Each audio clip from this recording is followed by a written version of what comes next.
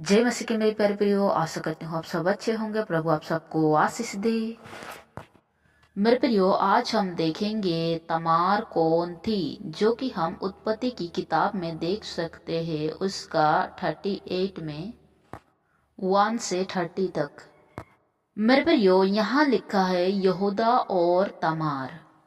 मेरे प्रियो, उन दिनों में ऐसा हुआ कि यहूदा अपने भाइयों के पास से चला गया और सारी सीरा नामक एक अदुल्लामवासी पुरुष के पास डेरा किया। वहाँ यहूदा ने सुआ नामक एक कनानी पुरुष की बेटी को देखा और उससे विवाह करके अपने पास ले गया।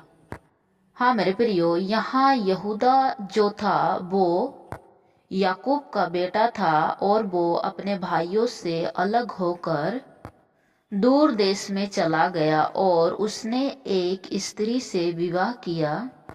और जब वो स्त्री गर्भवती हुई तो उसने एक पुत्र को जन्म दिया और यहूदा ने उसका नाम एर करके रखा। फिर दूसरे पुत्र का नाम उसने ओनान रखा। फिर तीसरे पुत्र का नाम उसने सोला रखा। और जिस समय उसका तीसरा बेटा जन्म हुआ तब वो कजीब नामक देश में था। तब वहीं यहूदा ने अपना जेठा पुत्र जो एर था उसका विवाह तमार से करा दिया। लेकिन उसका जो जेठा पुत्र एर था वो परमेश्वर के नजरों में दुष्ट मनुष्य था। वो परमेश्वर की आज्ञाओं पर नहीं चलता था और वो परमेश्वर के विपरीत काम करता था, इसीलिए परमेश्वर ने उसे मार डाला।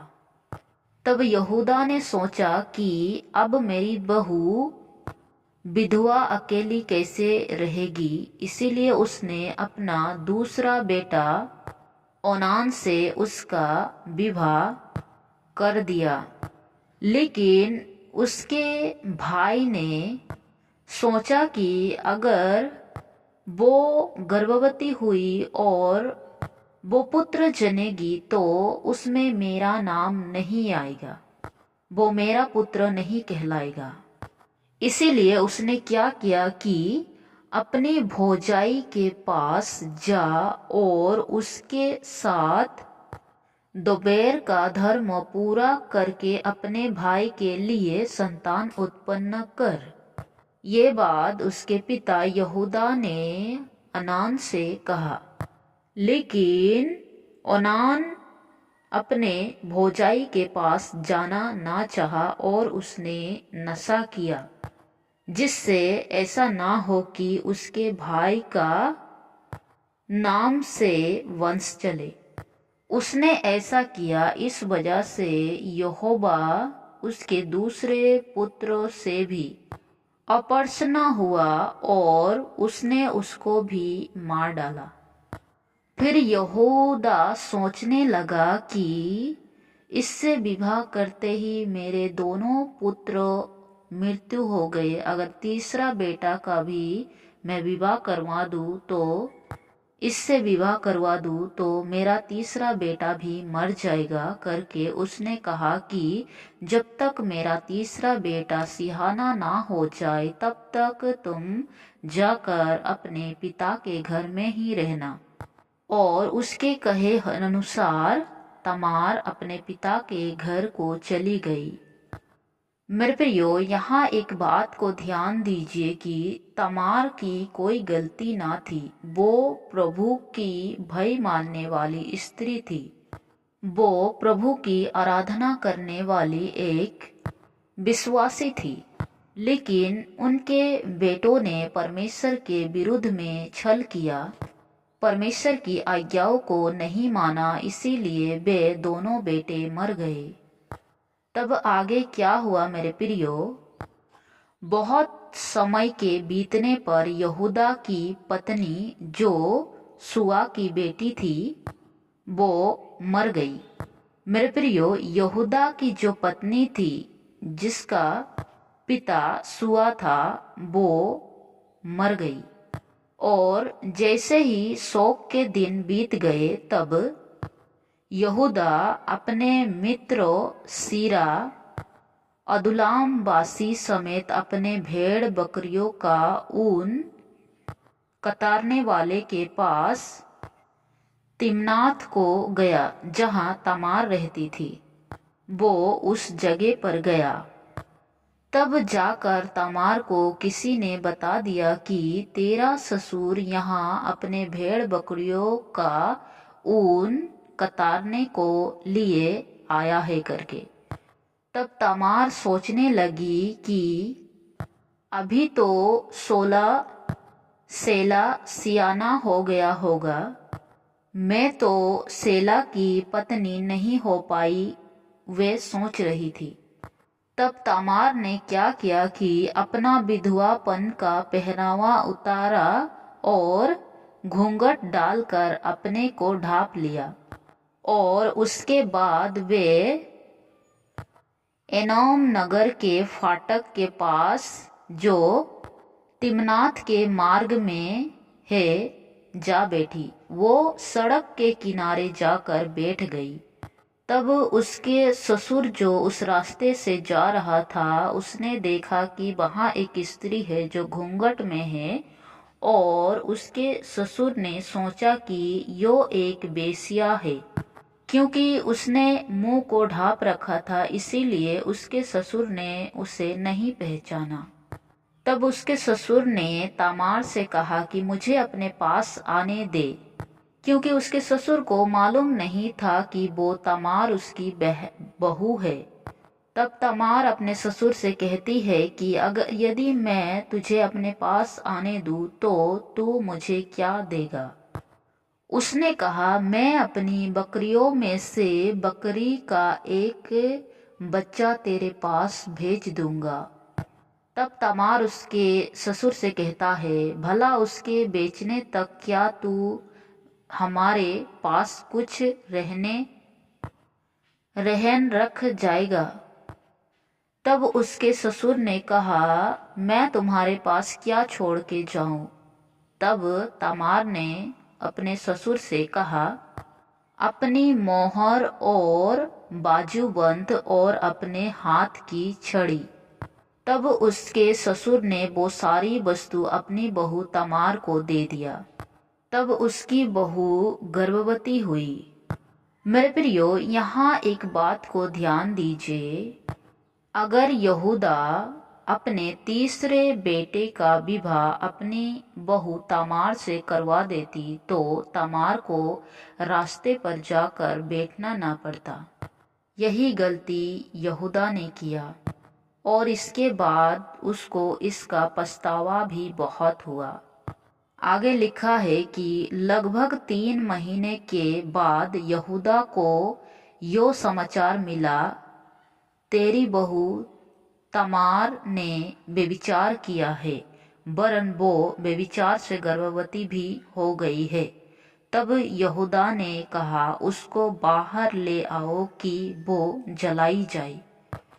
मेरे प्रियो, इससे पहले हमने देखा कि तमार रास्ते पर जा बैठी घूंघट लिए हुए। तब उसका ससुर आकर उससे कहा कि मुझे तेरे पास आने दे। तब वो बहुत सारी चीज़ों को उसके पास गिरवी रख कर उसके पास गया और तमार गर्भवती हुई। लेकिन यहाँ क्या बताया जा रहा है कि वो व्यभिचार करके गर्भवती पाई गई है।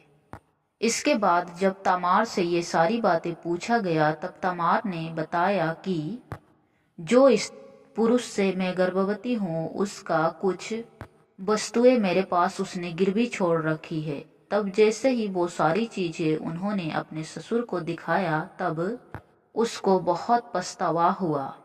तब यहूदा ने उन्हें पहचान कर कहा, वो तो मुझसे कम दोषी है, क्योंकि मैंने उसका अपने पुत्र सेला से विवाह ना किया और उसने उससे फिर कभी प्रसंग ना किया। मेरे प्रियो, तमार को तो उसके ससुर ने कहा था कि जब तक मेरा तीसरा बेटा सियाना ना हो जाए तब तक तुम अपने पिता के घर में ही रहना। ठीक उसी तरह तमार ने अपने पिता के घर में रहकर ही तीसरे बेटे का जवान होने तक उसको बाट जगती रही, लेकिन उसका पिता यहूदा ने उसका शादी उससे नहीं करवाया और आखिर में यहूदा से ही गलती हो गई। फिर आगे हम देखते हैं मेरे प्रियो, तमार के गर्भों में जुड़वे बच्चे थे और जब वो बच्चे को जन्म देने का समय आया तब एक बालक का हाथ बाहर आया और धाई ने लाल सूत लेकर उसके हाथ में यो कहते हुए बांध दिया, पहले यही उत्पन्न हुआ। हाँ मेरे प्रियो, धाई ने जब पहला बेटा का हाथ बाहर आया तब वो धाई लाल धागे से उसके हाथ में बांध दिया और कहा कि पहले यही उत्पन्न हुआ। और जिस पर धागा उसने बांधा था, तो जब उसने हाथ समेट लिया तब उसका भाई उत्पन्न हो गया। तब उस धाई ने कहा, तू क्यों बराबर निकल आया है? इसीलिए उसका नाम पेरेत रखा गया। पीछे उसका भाई जिसके हाथ में लाल सूत बांधा था उत्पन्न हुआ और उसका नाम जहर रखा गया। मेरे प्रियो, यहाँ तमार जो थी वो परमेश्वर को बहुत मानती थी, वो परमेश्वर की विश्वासी थी। इसीलिए परमेश्वर ने उसका नाम पीढ़ी से पीढ़ी तक बना के रखा। इसीलिए परमेश्वर ने उसका नाम अब्राहम के वंश से नहीं मिटाया। मत्ती 1:2 और 3। अब्राहम से इसहाक उत्पन्न हुआ, इसहाक से याकूब उत्पन्न हुआ, याकूब से यहूदा और उसके भाई उत्पन्न हुए। यहूदा और तामार से फिरिस बे जहर उत्पन्न हुई। फिरिस से हिसोन उत्पन्न हुआ और हिसोन से एराम उत्पन्न हुआ। तो देखा मेरे प्रियो, तामार के विश्वास ने उसको अपने पीढ़ी से जोड़े रखा और जिस धाई ने लाल धागे से हाथ पर जिस बच्चे पर बांधा था, वो बच्चा का नाम मत्ती में आया। आशा करती हूँ मेरे प्रियो यह वचन आप सबको समझ में आया होगा। प्रभु आप सबको आशीष दे। सबको जय मसीह की।